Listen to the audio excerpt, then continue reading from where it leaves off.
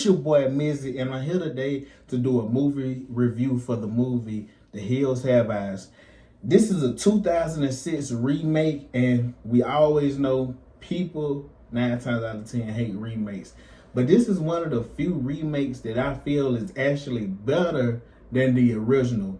And yes, I know the original was directed by Wes Craven, and he's a legend, but I think this movie, you can tell the director respects the original, but I feel like he stuck very close to the original, but also built upon that some.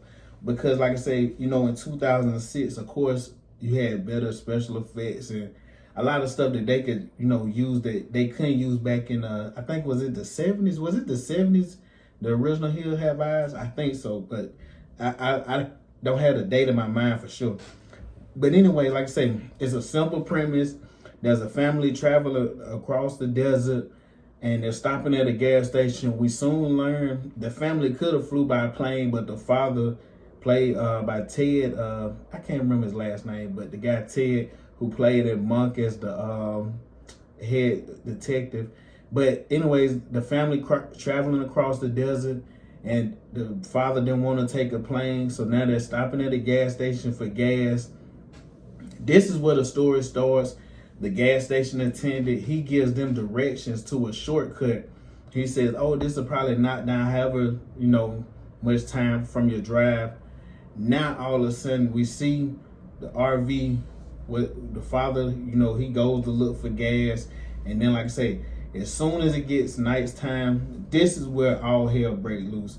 You see that this is one of the few movies you have like 3 people get killed instantly.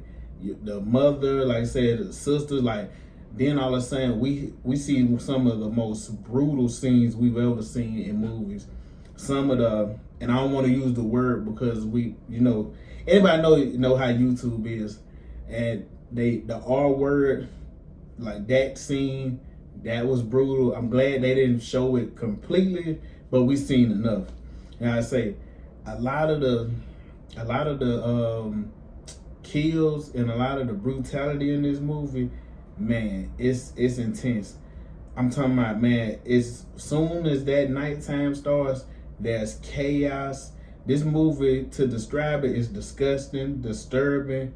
You're in the middle of nowhere, isolation, with a mutant family, practically that I think they was affected by a fallout. So they're mutated over time. So like I say, they have teeth, they just looking at them, like I say, they look mutated. But like I say, they're cannibals, they're eating people. It's just a whole mix up of, like I say, this makes me even think about when The Wrong Turn was made. I wonder, did the director for The Wrong Turn have any inspiration from Wes Craven, Hills Have Eyes?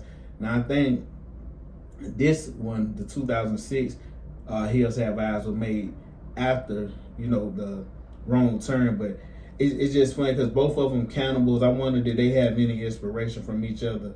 But man, another thing I love, the contrast in this movie between the desert and the underground tunnels. I really love that. But like I said, man, this is a tough movie to watch. If you have a weak stomach, you may not want to watch this. This movie is very, very brutal. It shows, like I say, once the family gets killed and now the son, and like I say, it shows how, okay, we're in a bad situation. It goes horrible. The boy has to literally put his mom's dead body in the vehicle. Now we're trying to figure out how to save ourselves. The baby got kidnapped, got taken by these creatures. The people turned into, whatever you want to call them. Now you got to deal with this situation. And then, like I said, man, even when it gets to the end of the film and the few survivors, the guy and the baby, like I say, once you see them walking out, it's not like one of those movies you're like, oh man, they survived. It's like, oh man, they're going to be messed up. They survived, but they will never be the same. And like I say, man, it's just a great remake.